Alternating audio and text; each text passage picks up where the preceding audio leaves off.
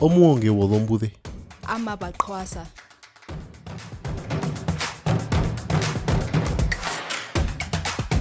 I can see no in the house, and before I hand over the virtual, not even the virtual, you've got an analog microphone right in front of you. Before I hand it over to you, let me introduce yourself briefly. No is a Zimbabwean video director, animator, new media artist, and educator based in Harare. I just found a Wikipedia article on him that says that he released Zimbabwe's first fully animated music video in 2002 at the age of 18.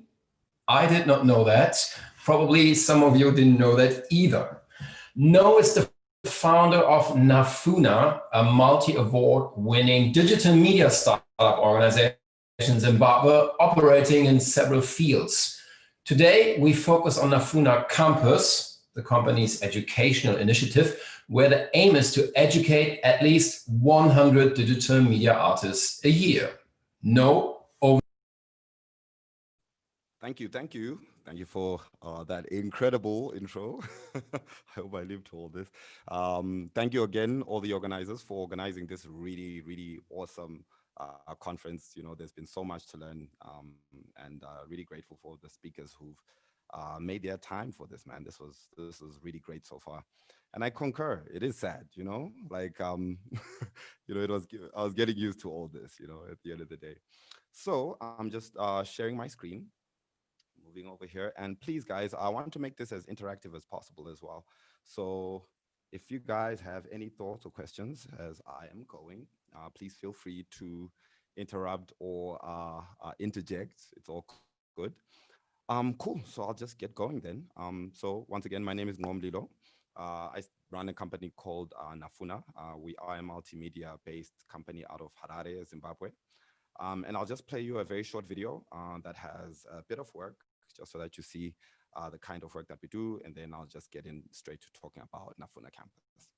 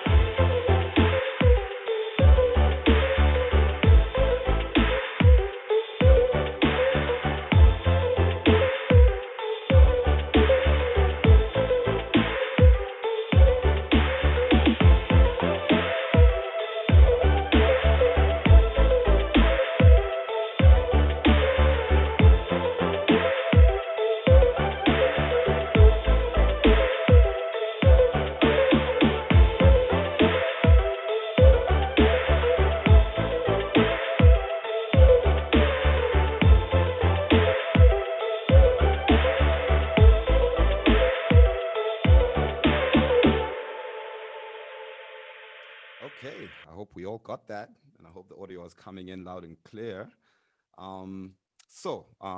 Getting into it, what is Nafuna Campus? So Nafuna Campus is our studio's vocational training project. We take in students and young individuals from Zimbabwe, and we train them in the areas of filmmaking, animation, as well as TV production, advertising, recently journalism, as well as just creative writing. For advertising as well as just for TV production. So most of our students learn on the fly. This is how we sort of conduct our trainings. We have a combination of internal projects as well as client-driven projects.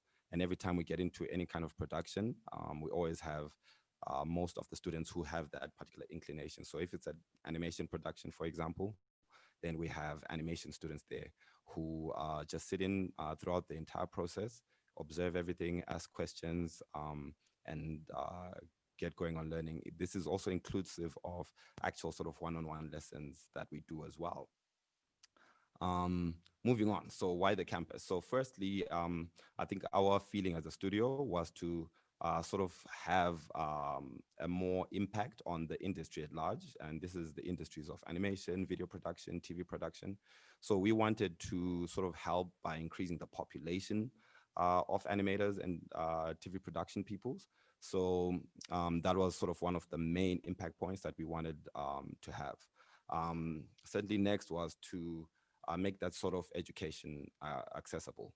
And what I mean by that is at the time when we started, most of that kind of education was only available in graphic design colleges, animation specific or production specific colleges, which generally are typically very expensive over here. So you'd find that that would sort of isolate or exclude some members of or interested parties who wanted to get started. So with Nafuna campus, wanted to make all that kind of information accessible to anyone who just wanted it, you know. So that was a big sort of important aspect of the work as we started.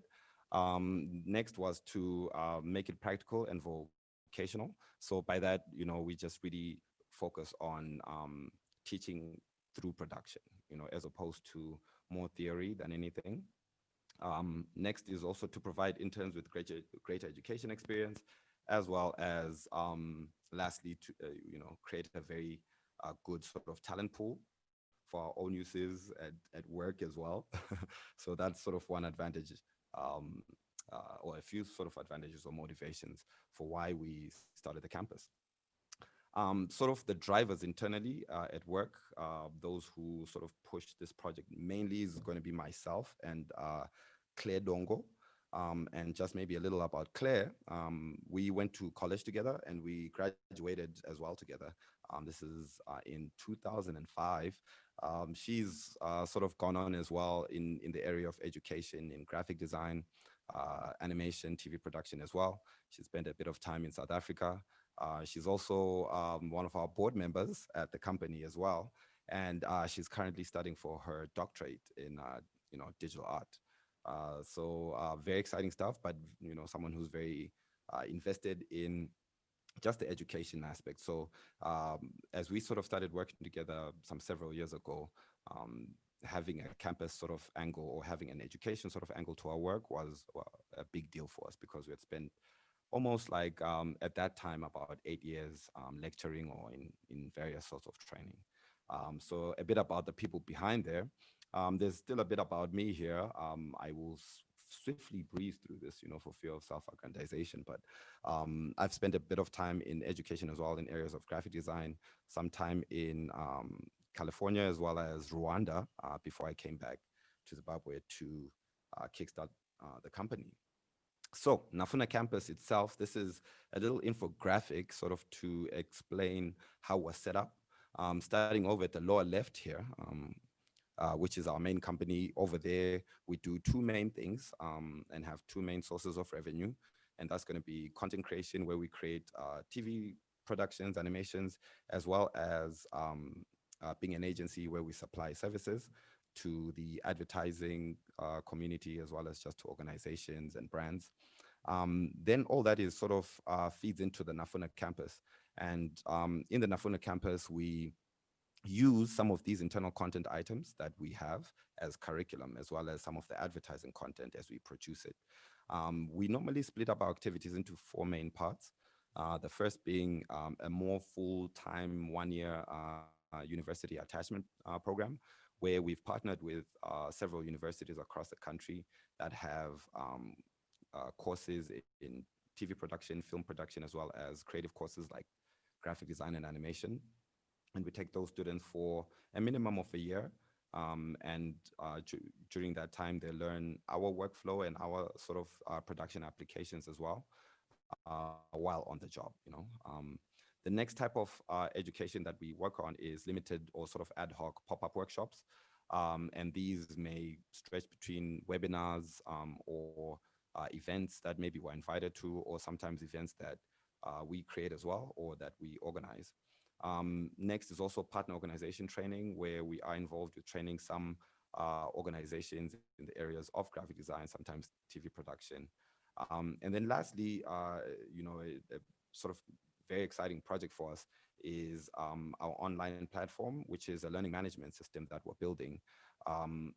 A bit behind schedule. We're meant to have it done by now, but this is the work that we'll be doing all the way through December, and that's going to provide us at least a centralized platform for us to put all our courses in there, and all the sort of videos, and to manage membership. So just as a quick summary of the campus, we have currently about 4 full-time interns. Historically, this is over an 8-year period. I've trained about 45 full-time interns that have come through our systems. And then via the ad hoc and sort of once-off sort of workshops, we've addressed, or at least presented to, approximately 300 interested parties as well. The kind of stuff that we normally teach is a lot of motion graphics and animation. And that's going to be 3D animation, that's going to be 2D animation, and broadcast animation for dressing up TV productions. We do a lot of 3D modeling as well. Graphic design and branding, that's a big part of just work in general. Video production and editing, and this is not just for clients, but for other online platform, which we call Nafuna TV, where we create original content for the African audience in general. We also teach illustration, social media management, a lot of digital marketing. Recently started getting into journalism, especially with the partnership of the DWA. That's been super helpful. Personal branding, as well as entrepreneurship, amongst just some other modules that we train.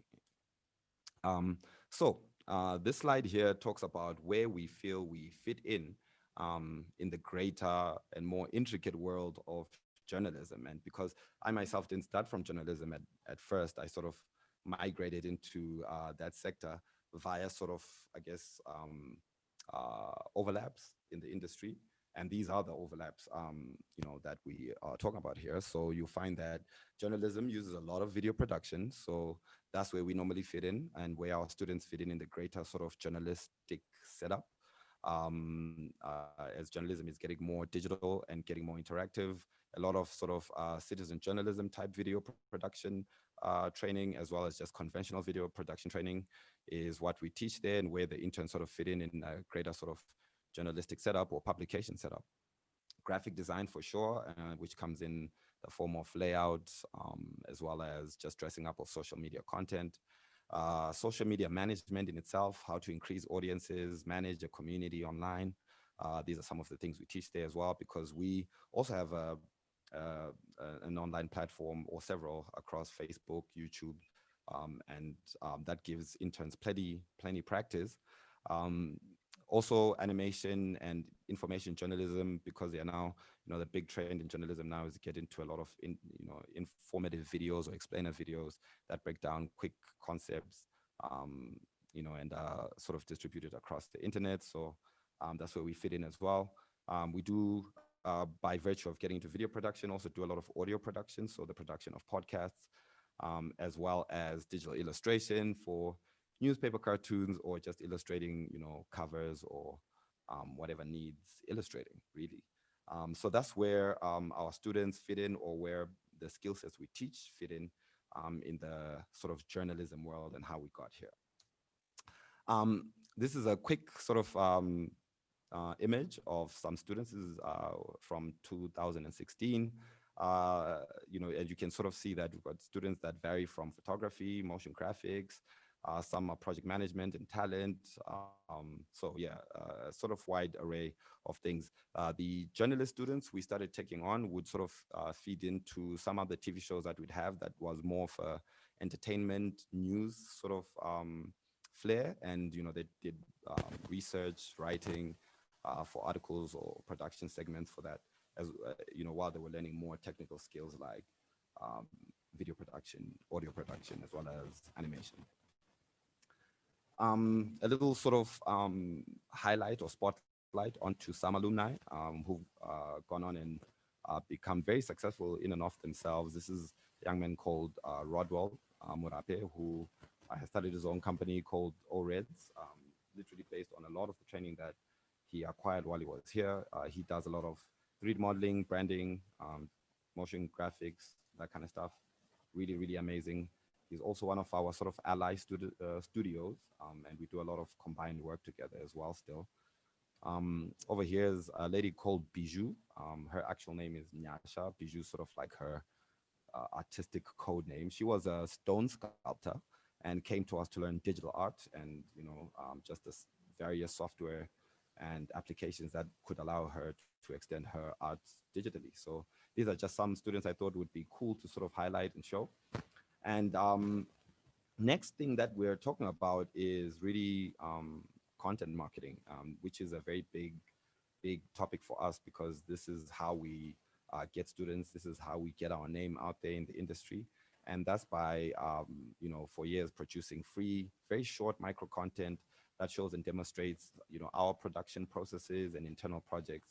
And for us, this has provided, you know, one, extensive industry exposure, because, you know, these items flow through platforms like WhatsApp, you know, Facebook, Instagram, YouTube, and they sort of get the name out there, you know, for all those who are interested in that kind of content. A lot of it's sort of acting as trailers, but it sort of at least acts as teasers that get people interested in that kind of content, and sort of an ad so that they know that we are there and we provide, you know, this kind of content or training as well.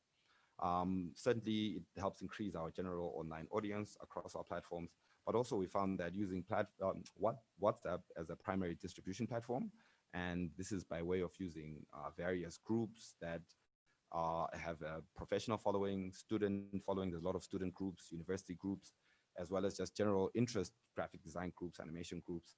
And we participate in all those various groups, creating different kinds of micro content, short videos that show production process. And that's how we've sort of worked over the years. So at this point, I'm going to show you just 2 short examples of those kinds of videos before the last few slides, and then I'll grab some questions. Oh, wait, this is so important before I head off.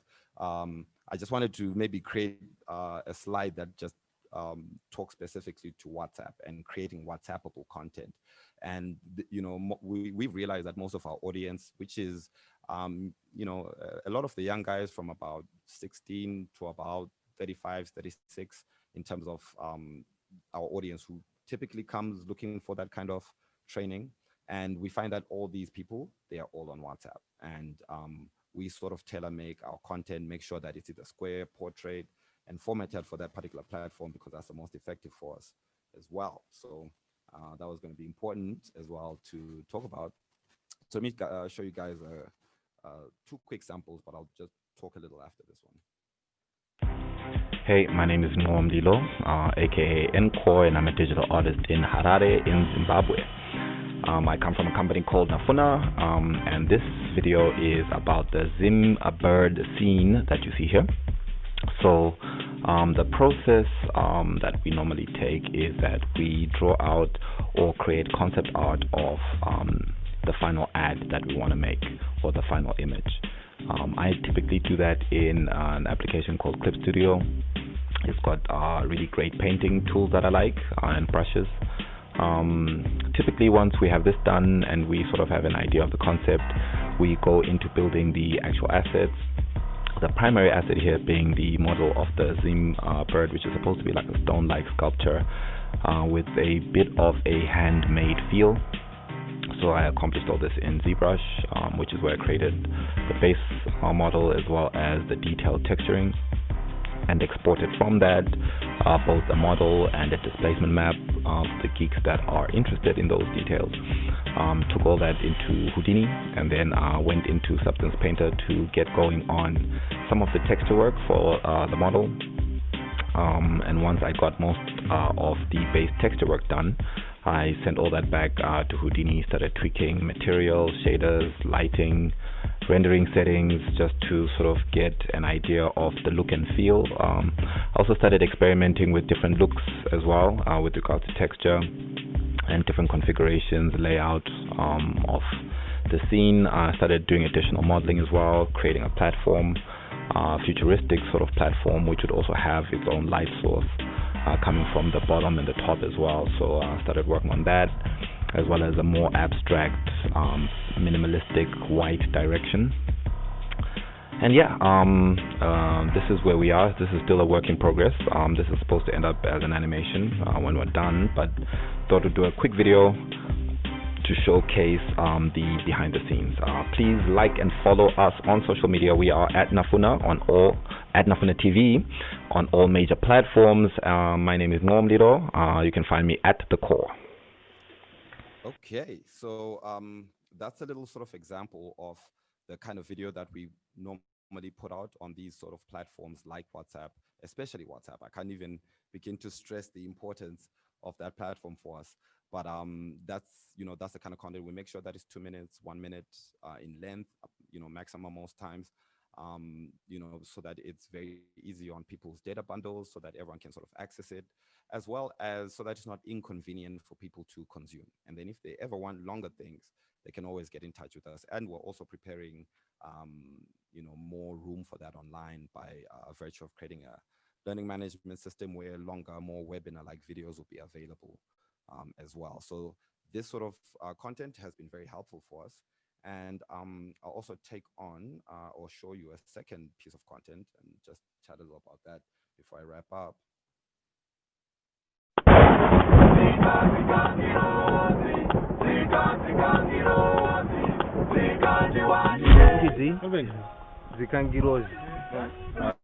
Video shoot 2018.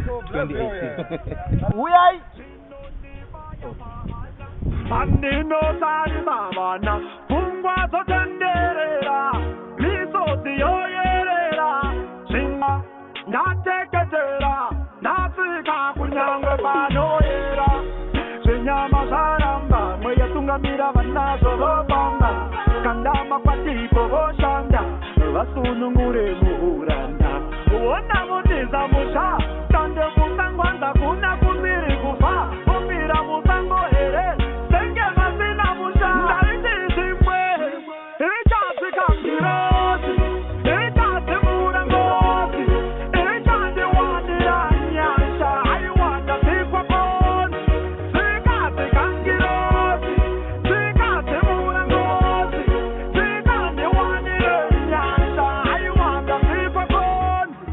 Namo yangu ndeye kubereka vana vandifisa wone, vango vafararira nenyika hanzi yatingazvigone, ndakaberekera kecho saka ndasiya neine mombe, vari kumhanyisana nemabasa kuda kudzinga urombe, dose vaona kuhope vari pamushandaiwa hadzizi nyope kubva mangwana. Okay, so let's start the walk. We can make it as slow and steady as possible. Let's walk. Towards that light, yeah.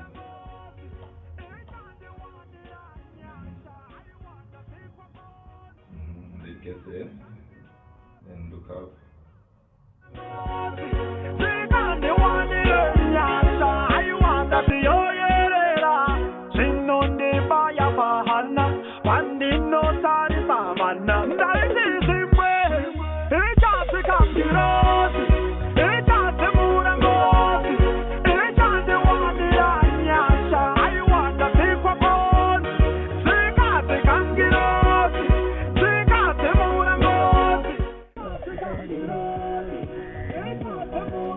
Just quickly, skip over that just because of time.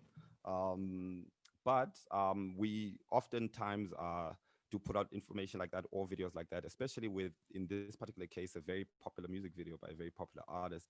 Kind of helps, this kind of content helps us piggyback on the back of, the hype of, the artist and the song at the time.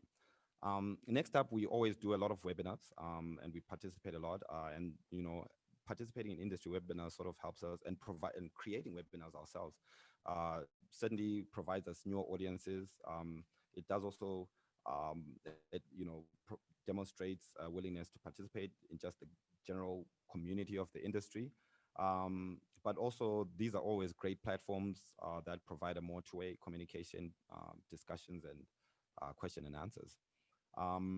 Then lastly, almost lastly, but talk about our learning management system. This is what we're building, what we started building during COVID, during our extended COVID period. We do have a backlog of lessons that we have been preparing, and we wanted to sort of have a central place where we'd store all that.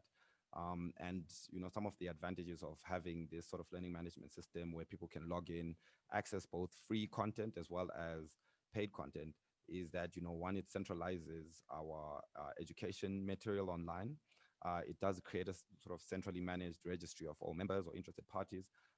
It creates or allows us the ability to create tiered content, so that we have some content that's free, some that's internal, and some, as we keep growing, that brand could be paid for as well later.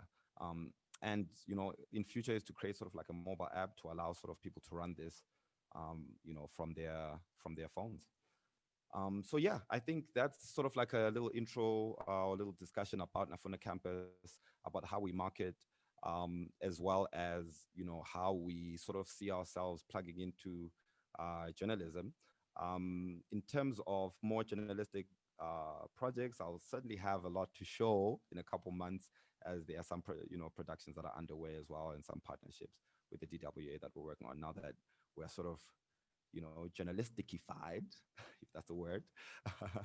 And also, I think, while I'm on that topic, is just to talk about some new modules, as well as some improvements we've made to our own teaching methods by just some associations, primarily with the DWA, access to the TTT trainings and other teaching methodologies that sort of increase the quality of our overall workshops and training material. So that is Nafuna Campus. And I will leave this shameless ad here as well, right at the end. But thank you. And I guess I can take any questions now. Thanks a lot, Noam. Pretty impressive stuff you're doing. Great examples. Thanks for that. Thank you, Marcus.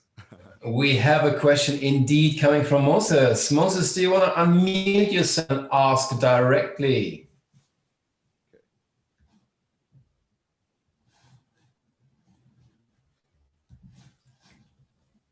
Hello, Moses. Hello.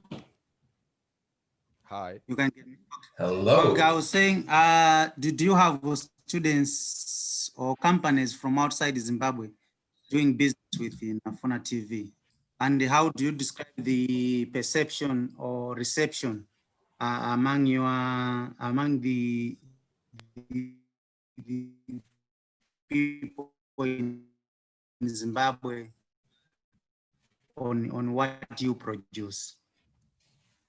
Okay, we in some international projects as well, in the way of animated explainer videos for sure.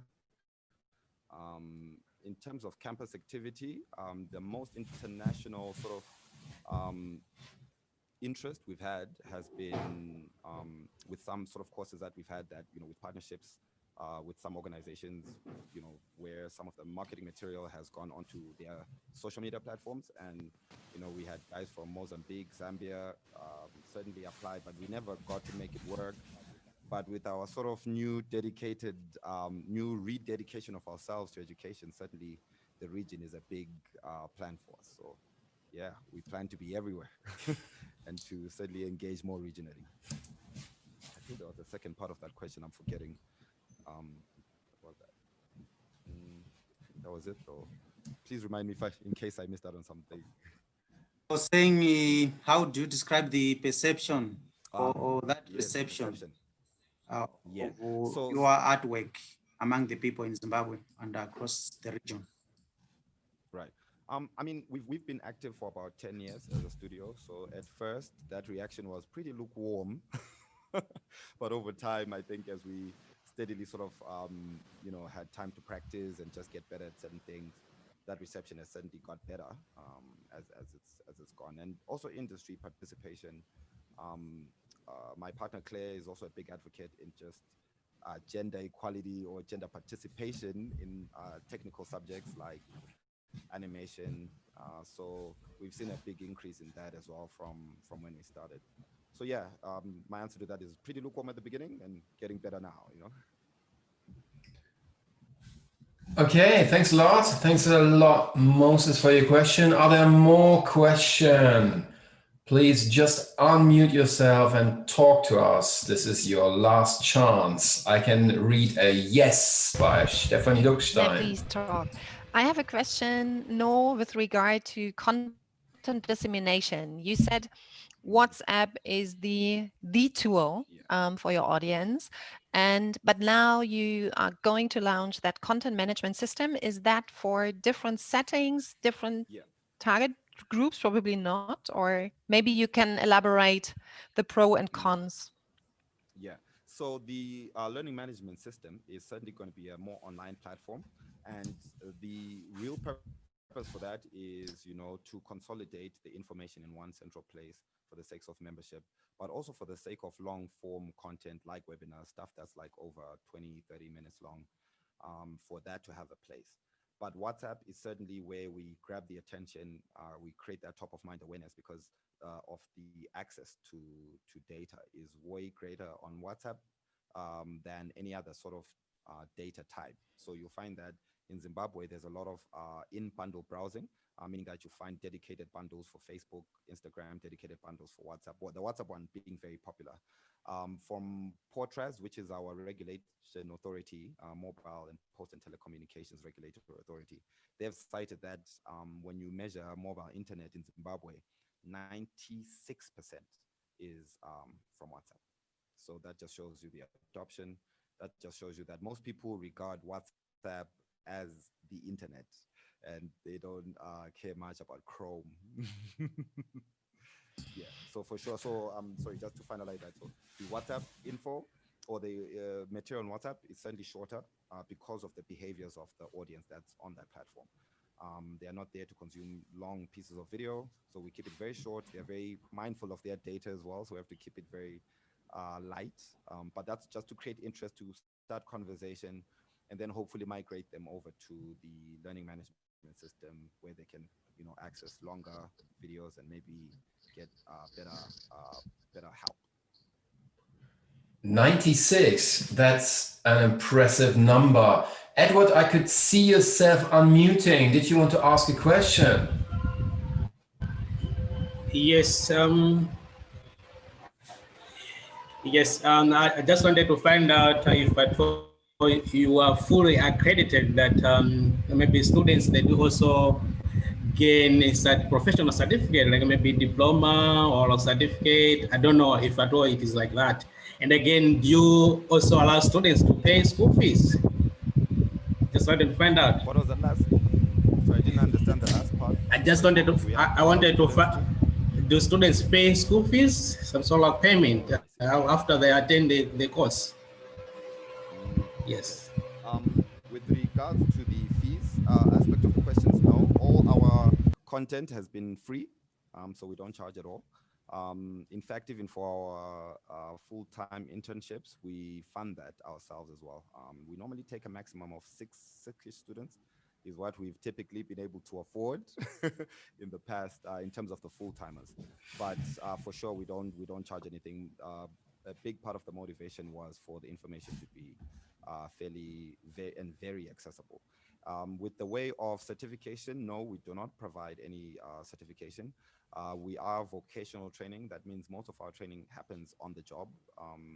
And we instead plug into institutions that provide that certification. So we are partnered with a lot of the universities. We are helping some of those universities write some of the animation curriculum as well. So the certification can always happen on the uni side, but we are more the technical assistants, let me say.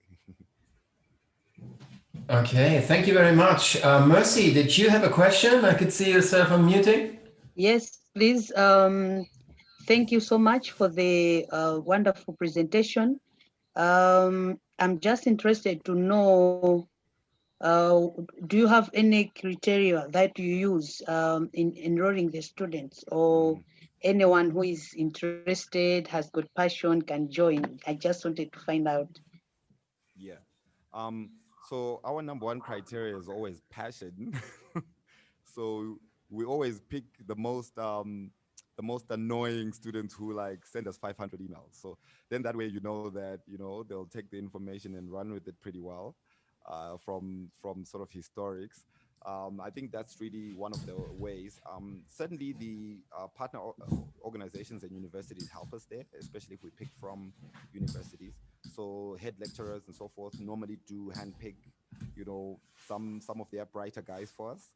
And then sort of give us a note and say, hey, we think from our side, maybe take on such and such and such and such, depending on the university. So that's sometimes the criteria. Otherwise, everything goes through our WhatsApp platform. And that normally has portfolios, PDFs, and then we just go through all that, do a bunch of interviews, and we normally can tell from that point that, yeah, this is a compatible person culture-wise for us as well. Thank you very much, No, for this free career advice. Just be annoying, write 500 emails, and you just might get the job. Well, you said it out loud. And with all of that, I hand over to Teresa once again. Thanks, No, for your session and the input. Thanks a lot. Thank you. Thanks so much, No. And I was just about to ask the question that Chloe just asked. Is there any age limit? Because I want to become a student too. No, we've had students from 12 years all the way to 56. So yeah, there's no age limit so far. We're trying to break that. So we're looking for an 11-year-old and a 60-something, you know, to kind of, but yeah, certainly we accept anything. Our course is really built around the whole practical side of things. So we feel that it's compatible with a lot. You know? Beautiful. Thanks so much, No. Your presentation was really inspirational. It kind of gets one to really want to do it. So if you see some of us writing you emails, please don't ignore those. No ways. No, I don't ignore any emails, by the way. I'm just saying. Thank you so much. Omuuonge Uozombuze. Amaba.